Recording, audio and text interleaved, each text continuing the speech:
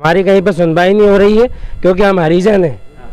तहसीलदार साहब के यहाँ से भी कोई सुनवाई नहीं हो रही है। 3 महीने से मेरे माँ बाप परेशान हो रहे हैं और 10 साल से हम लोगों की ज़मीन पर दबंगों ने कब्जा कर रखा है और रात में आके हम लोगों को डराते हैं, हमारी टापरी में आग लगाने की बात करते हैं, जिसमें माखन सिंह, पिता का नाम देवकरण, और एक प्रेम सिंह, वो भी आके धमकाता। और इन लोगों ने 4 प्लाट माखन सिंह ने देवकरण को बेच रखा। मैंने जिसकी हमारे माता पिता ने जाके तहसील में भी शिकायत करी, एसडीएम साहब के पास शिकायत करी, एसपी ऑफिस में भी दी, लेकिन कोई सुनवाई नहीं हो रही है। सर स्टे है, लेकिन सब नाम मात्र का स्टे है, वो दिखाने के लिए, कोई काम नहीं हो रहा उसके ऊपर।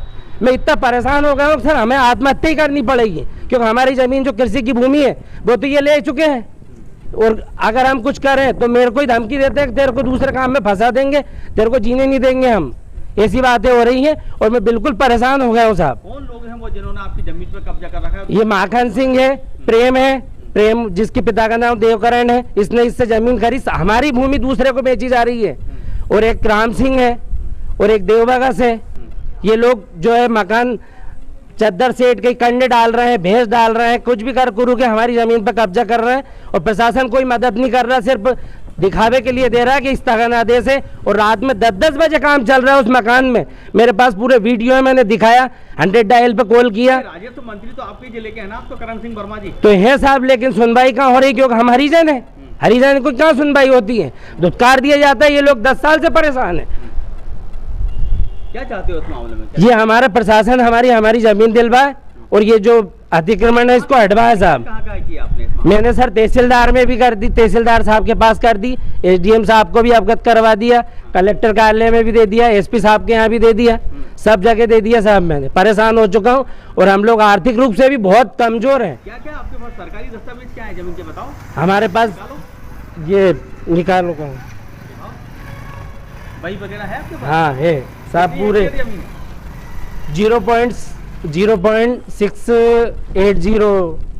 680 हेक्टेयर जमीन है साहब। राजस्व मंत्री तो बिल्कुल आदेश दे रहे हैं कि सभी के सीमांकन होना चाहिए, लेकिन हमारा कुछ हो ही नहीं रहा साहब। हम परेशान हो गए हैं और बिल्कुल बहुत ज़्यादा परेशान हो गए हैं। ये स्थगन आदेश है साहब ने दिया, लेकिन कोई कार्रवाई नहीं हो रही है। इसके पहले भी उन्होंने स्थगन आदेश दिया था, उस पर भी कोई कार्रवाई नहीं हुई। पटवारी साहब जाते हैं, बस जाके और कह देते हैं कि मैं करवाता हूँ। कौन है पटवारी आपके यहाँ? मुकेश वर्मा है साहब। तहसीलदार कौन है? तहसीलदार तो ठीक से नाम नहीं पता, चंदेल जी को, श्यामपुर तहसील लगती है सर। ये एक बार रिपोर्ट करवा दी थी। तहसीलदार साहब द्वारा बस आश्वासन दिया जाता है कि मैं करवाता हूँ। काम कोई भी नहीं हो रहा है। हम 10 साल से तो यही परेशान है और बस कुछ भी नहीं हो रहा है। ये हमने एसडीएम साहब के पास दिया था, वो है।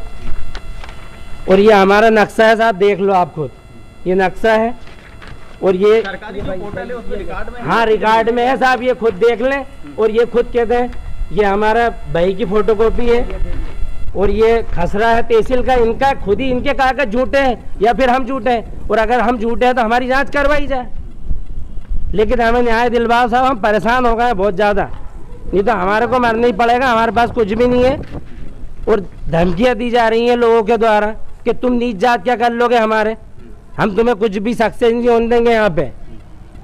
और जिसमें प्रेम सिंह और माखन दादा ये बहुत ज़्यादा कर रहे हैं, गलत केस में फंसवाने की धमकी देते हैं साहब। सरपंच है आपके यहाँ के जनप्रतिनिधि, वो क्या कर रहे हैं? कोई कुछ नहीं करता साहब। हरिजनों की सुनवाई होती ही नहीं है कहीं पे भी। कहीं होती तो हम यहाँ कहाँ परेशान होते। इतने सालों से परेशान ही तो हो रहे हैं, कोई सुनवाई नहीं हो रही है हमारी। मतलब इतना ज़्यादा परेशान हो गए हैं कि बिल्कुल मानसिक रूप से भी प्रताड़ित हो गए हम साहब। दिमाग खुद बिल्कुल स्थिति में नहीं है कि हम क्या करें। आपके यहाँ के विधायक तो बड़े सक्रिय हैं, सबके सुनते हैं साहब। सबसे निवेदन कर लिया, कोई कुछ नहीं है। हरिजनों की कोई सुनवाई नहीं है साहब। कुल मिला के ये है, अब वो स्वर्ण जाति के लोग हैं तो उनकी सुनवाई हो रही है। हम क्या करें, हम परेशान हैं। हमारे पास वाहन नहीं है, घर नहीं है रहने के लिए।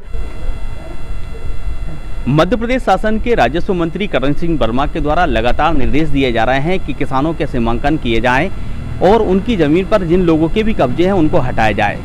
लेकिन उनके ही सीहोर जिले में शामपुर तहसील में एक ऐसा मामला सामने आया है जिसमें एक हरिजन परिवार है, काफ़ी गरीब परिवार है, उसकी ज़मीन पर दबंगों ने कब्जा कर रखा है। इस गरीब परिवार का कहना है कि वो सब सवर्ण जाति के लोग हैं, उनकी राजनीतिक पहुंच भी बहुत ज़्यादा है और उनकी ज़मीन पर लगभग 10 से अधिक मकान बन चुके हैं। इनके पास कोर्ट का स्टे आदेश भी है। एसडीएम, तहसीलदार और कलेक्ट्रेट में जन सुनवाई में शिकायत कर चुके हैं, इसके बावजूद इनका निराकरण नहीं किया जा रहा है। खास बात यह है कि वहाँ के जो लोग हैं, वहाँ के जो जनप्रतिनिधि हैं, सरपंच हैं या प्रशासन का जो व्यक्ति है, सचिव है, वो भी इनकी कोई भी मदद नहीं कर रहा है।